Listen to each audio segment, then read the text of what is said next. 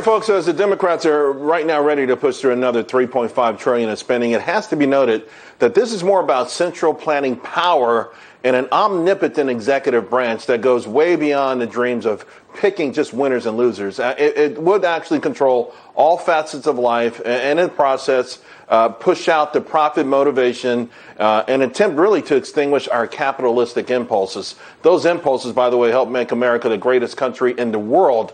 Joining me now, Walser Wealth Management, Rebecca Walser. And Rebecca, I want to start with this thing. I haven't been paying attention. The so-called Civil Climate Corps. I'm going to give you a description.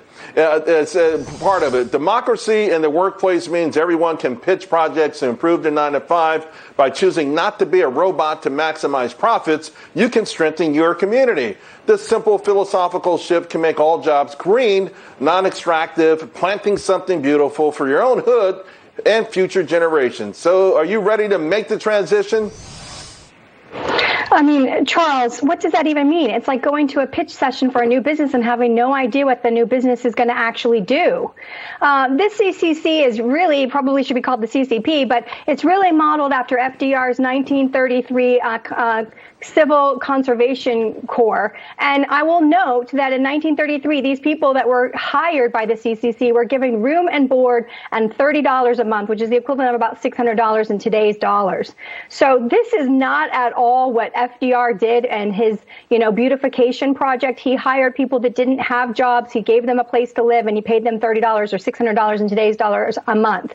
And I am seriously concerned because this $1 trillion that the Senate passed today and then $3.5 trillion that's coming. I mean, where is this money coming from, Charles? This is MMT.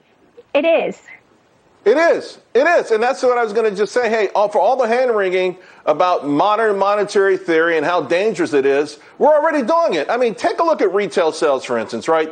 They're up significantly, like they never missed a beat. They're at all-time record highs, even with 7 million fewer people working. Rebecca, I'm wondering if this country has already crossed the Rubicon on MMT, and if so, do we really have the willpower to pull back? No, Charles, the willpower is there. If people would just realize that the majority are people that are loving and patriotic and want the country that gives them the opportunity to pull themselves up by their own bootstraps.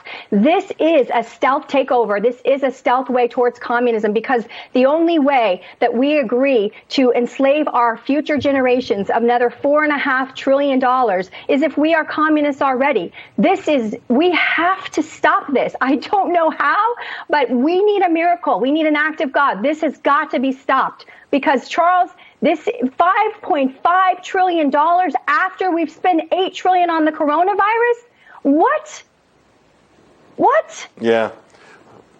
Well, Rebecca, I got to tell you, though, it's, people have money, they're spending it, and they're no longer necessarily concerned if they had to earn it or not. And I'm afraid, too, that it's working, and for so many reasons. It's not just the debt. Let me ask you one question. It's what made us great. It's what made us amazing. Real quick, go ahead. One question, Charles. If the government could print all the money they ever needed, if that were true, why would they ever have to collect taxes from their citizenry? The folks at MMT say the only reason you collect taxes is to sort of to control inflation. Other than that, they wouldn't have to collect taxes. But we also know the people who believe in MMT also believe that making money, there should be a punitive punishment for making too much money. How dare you? All right, we got to leave it there. Rebecca, always enjoy these conversations. I love when you become the anchor and I'm answering the questions.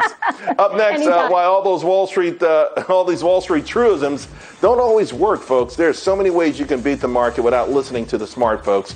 And crypto having its best day since May. It's really come on really nicely. It's shrugged off a lot of negative news. Is this the move now? Should you be in crypto? If you've been waiting, is this the moment to make your move?